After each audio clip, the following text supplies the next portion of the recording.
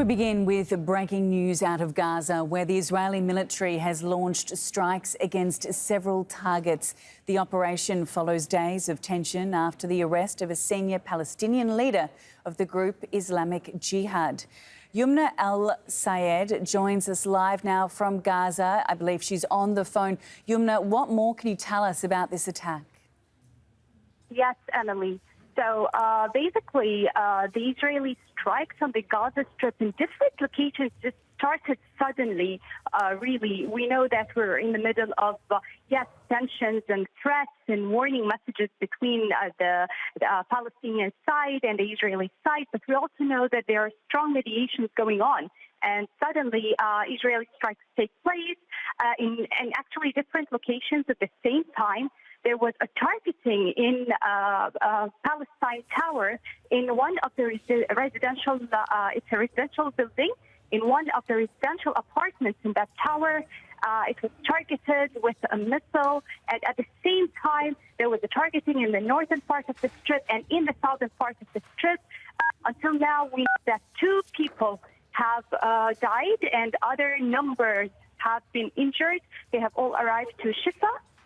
Al-Quds brigade said that their northern commander, Taysir al-Ja'bari, is the person who has been assassinated in that apartment targeting. Yumna, we mentioned that this comes after the arrest of a senior Palestinian. Can you give us a context into what led up to this attack?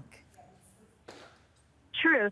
Last week, Bassam Saadi, who is also a leader in Islamic Jihad, was arrested in Jenin after the Israeli forces invaded the Jenin refugee camp and arrested Bassam Saadi.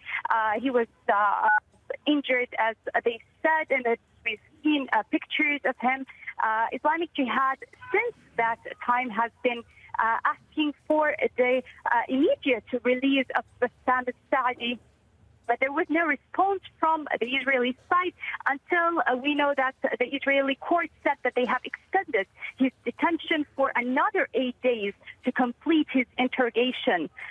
Then Islamic Jihad put 2 conditions for the threats and warnings. As they said, they are in high alert and ready for any escalation in case any danger is subjected to the life of Bassam Saadi, and also Khalil Awauda, who is another Islamic Jihad prisoner who is detained under administrative detention.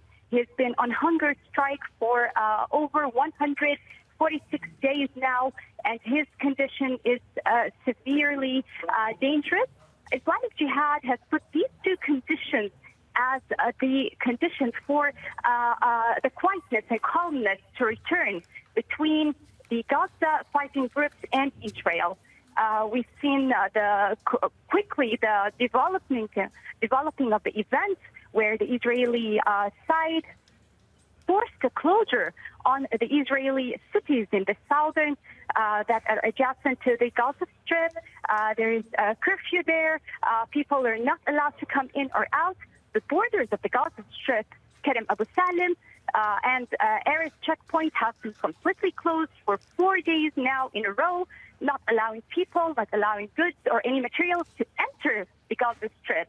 And mediations were taking place through these days to not escalate the conditions further, so that we do not find ourselves in another round of escalation between the Israeli forces and the Palestinian fighting group until these strikes have suddenly erupted.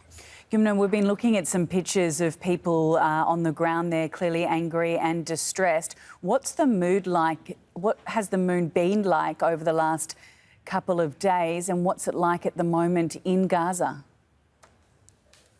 In the past couple of days, as we have been witnessing the closure of the crossings and knowing that the sole power plant in Gaza might actually shut down if fuel is not entered in the coming hours or the coming days. We were very surprised that today they allowed trucks of fuel, about 4 trucks of fuel, to enter to enter through the Kerem Abu Salim crossing, just for the power plant to stay running. And that was considered a very optimistic move. We thought that this is the beginning of a calmness. The people here in Gaza now know that the beginning of such raids and assassination, the strategy of assassination that Israel implements with leaders of the Palestinian fighting groups, very much is a dangerous strategy that might actually cause a wider, complicated escalation that might even take days now. No doubt we'll cross back to you as things develop. That was Yumna Al Sayed on the phone there for us live from Gaza.